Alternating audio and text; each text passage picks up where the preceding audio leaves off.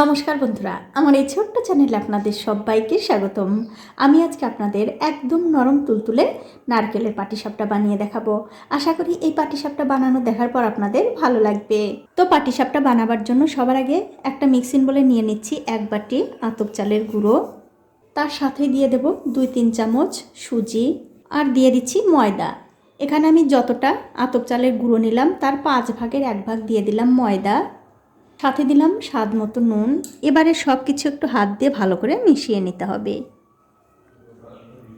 দেখুন সব কিছু কিন্তু খুব ভালো করে মেশানো হয়ে গেছে। এখন এর মধ্যে দিয়ে দিচ্ছি খেজুরের পাটালি গুড়। তারপর এর মধ্যে অল্প অল্প করে গরম দুধ দিয়ে খুব সুন্দর একটা ব্যাটার তৈরি করে নিতে হবে।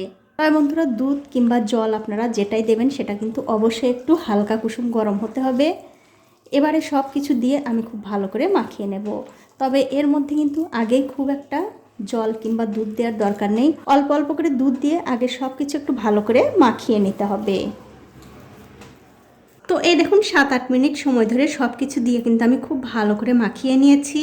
তারপর আমি এর মধ্যে আবারও কুসুম কুসুম গরম দুধ দিয়ে খুব সুন্দর একটা ব্যাটার তৈরি করে নেব। আমি এখানে দুধ দিয়ে এই ব্যাটারটা তৈরি করছি, আপনারা চাইলে কিন্তু গরম জল দিয়েও করতে পারেন, তবে সেক্ষেত্রে কিন্তু স্বাদের একটু কম বেশি হবে। দুধ দিয়ে করলেই বেশি ভালো লাগে, তার জন্য আমি দুধ দিয়ে করলাম। এবারে এই দুধের সঙ্গে আবারও সব কিছু খুব ভালো করে মিশিয়ে নিতে হবে। তো এই দেখুন অল্প অল্প করে দুধ দিয়ে কিন্তু খুব সুন্দর একটা ব্যাটার আমি তৈরি করে নিয়েছি। আর এই ব্যাটারটা কিন্তু খুব একটা পাতলাও হবে না, আবার খুব একটা ঘনও হবে না, ঠিক এরকম একটা ব্যাটার আমাদের তৈরি করে নিতে হবে। এই ব্যাটারটা কিন্তু হয়ে গেছে। এখন একটা ঢাকা দিয়ে আধ ঘন্টার জন্য রেখে দেব। এখন একটা কড়াইতে দিয়ে দিচ্ছি একটা নারকেল কোড়া, তার সাথে দিয়ে দেব খেজুরের পাটালি গুড়।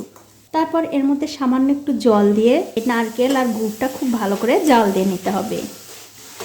তো এই দেখুন নারকেল আর গুড়টা কিন্তু আমি খুব ভালো করে জাল দিয়ে নিয়েছি।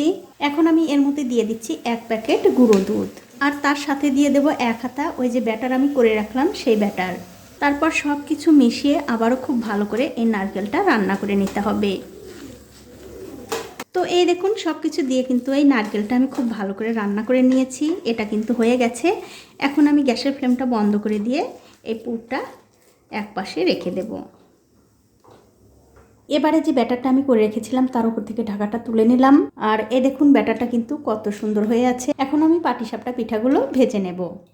এখন আমি পাটিসাপটাগুলো বানিয়ে নেব। তার জন্য দেখতে পাচ্ছেন একটা কড়াই গরম করতে দিয়েছি। কড়াইটা কিন্তু খুব ভালোভাবে গরম হয়ে গেছে। এখন আমি এর মধ্যে দিয়ে দিচ্ছি একটুখানি সাদা তেল। দেখুন তেল কিন্তু খুব ভালো করে কড়াইয়ের মধ্যে ব্রাশ করে দিলাম। এবারে যে আমি ব্যাটারটা বানিয়ে রেখেছি সেখান থেকে 1 হাতা ব্যাটার নিয়ে এই কড়াইয়ের মধ্যে দিয়ে দিতে হবে। তারপর এই কড়াইটা ধরে একটুখানি ঘুরিয়ে ঘুরিয়ে এই ব্যাটারটা ছড়িয়ে দিতে হবে। এতে করে কি হবে, ব্যাটারটা পাতলা হবে, পিঠাগুলো খেতে ভালো লাগবে। তো দেখুন ব্যাটারটা কিন্তু আমি খুব ভালো করে ঘুরিয়ে ঘুরিয়ে ছড়িয়ে দিলাম। এবারে আমি কিছুক্ষণ অপেক্ষা করব এই ব্যাটারের ওপর দিয়ে শুকিয়ে আসার জন্য। তো দেখতেই কিন্তু পাচ্ছেন ব্যাটারের ওপর দিয়ে শুকিয়ে গেছে। এবারে যে নারকেলের পুরটা আমি বানিয়ে রেখেছি সেখান থেকে একটুখানি নিয়ে এরকম করে লম্বা করে পাটিসাপটার ওপরে দিয়ে খুব ভালো করে এটা রোল করে নিতে হবে। আর আমার এই ছোট্ট চ্যানেলটি যারা সাবস্ক্রাইব করেছেন তাদেরকে অনেক ধন্যবাদ, আর যারা সাবস্ক্রাইব করেননি তাদেরকে সাবস্ক্রাইব করে নেওয়ার অনুরোধ রইল। দেখুন কত সুন্দরভাবে কিন্তু পাটিসাপটাটা এই কড়াইয়ের উপর থেকে কড়াইয়ের গা থেকে ছেড়ে আসছে। দেখুন এটা কিন্তু হয়ে গেছে। এটা আমি আরও একটুখানি উল্টে পাল্টে ভেজে নেব। তো এই দেখুন বন্ধুরা পাটিসাপটাটা কিন্তু আমি উল্টে পাল্টে আরও কিছুক্ষণ ভেজে নিয়েছি। এখন আমি এটা তুলে নিচ্ছি। তুলে অন্য একটা প্লেটে রেখে দিলাম। আমি আরও একটা পাটিসাপটা ভেজে আপনাদের দেখিয়ে দিচ্ছি।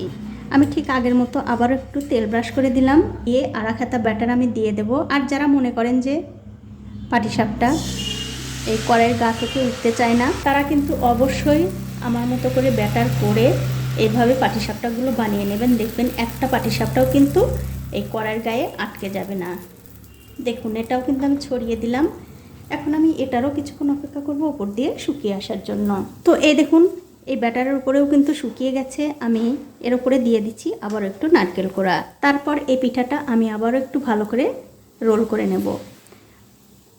আর আমার এই রেসিপিটা যে সকল বন্ধুরা ফেসবুক থেকে দেখছেন তাদের কাছে আমার একটাই অনুরোধ, অবশ্যই আমার এই পেজটিকে ফলো করে দেবেন। তাহলে যখনই আমি নতুন কোনো ভিডিও নিয়ে আসব সবার আগেই কিন্তু আপনিই দেখতে পাবেন।